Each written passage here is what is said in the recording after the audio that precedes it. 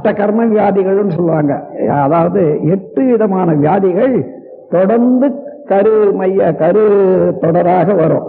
அது என்னன்னா தொண்டை புண்,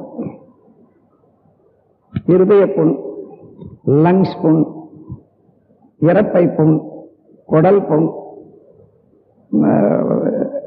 நீர்ப்பை புண், விந்து பைப்புண், மூலாதாரம் அதாவது மூலப்புண், தோல் ரணம், இவைகளெல்லாம் அஷ்ட கர்ம வியாதிகள்னு சொல்லுவாங்க.